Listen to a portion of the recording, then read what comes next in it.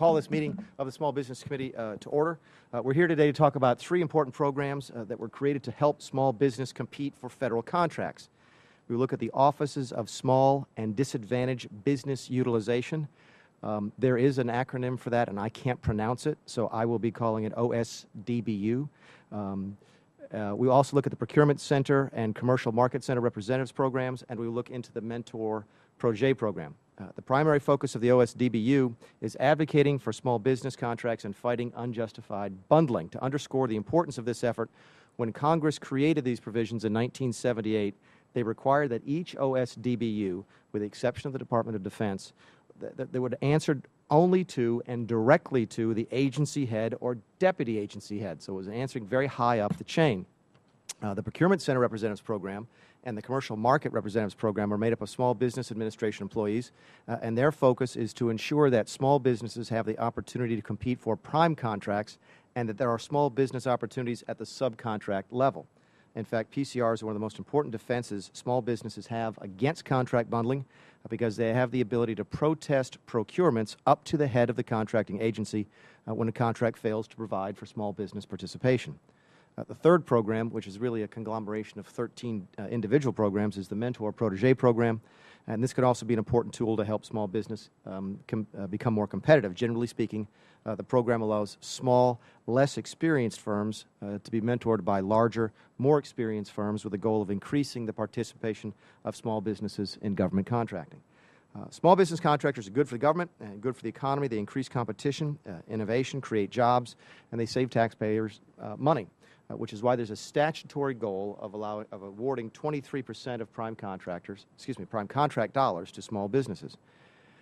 However, recent reports reveal that these programs could and should do a little better. For example, last year when the federal government spent over $500 billion through government contracts, the administration fell short of that 23% goal, and only about 20% of those prime contract dollars actually made it to small businesses. Given the achievement gap, we're going to continue to look at ways to help small businesses compete.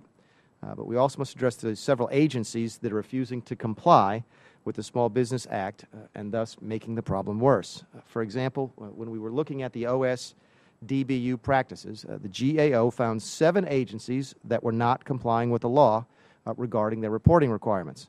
To find out why, my office actually sent letters to the heads of each of those agencies on August 5th. That was almost 6 weeks ago. Thus far, only 3 agencies have bothered to respond. The responses range from the Social Security Administration saying that it would change its practices to bring it in compliance with the law, to the Treasury saying that it was going to keep its policy even though it violated the law. I can assure you that we will have future hearings on those agencies as well as the agencies that had decided not to respond to the congressional inquiry. In addition to addressing those challenges on OSDBUs, we're going to examine the PCR and CMR programs today. I hope our witnesses will also be able to address ways in which we can strengthen both of these programs, whether it be looking at measures of effectiveness, addressing the challenges that the programs have identified, prioritizing workloads, or looking at ways in which technology can help us do the job. Finally, and then I'll close, within the 13 different Mentor-Protégé programs, the eligibility requirements vary widely, as do the types of assistance provided to the protégés and the incentives provided and encouraged to the mentors. GAO studied the controls for each of those programs and looked at how each tracked success. I look forward to hearing more about the GAO findings, how issues like affiliation play out in these programs, and whether having so many independent programs puts an unnecessary burden on the participants. As the Small Business Jobs Act allows the SBA to create additional specialized mentor programs, I look forward to learning more about the plans for the future.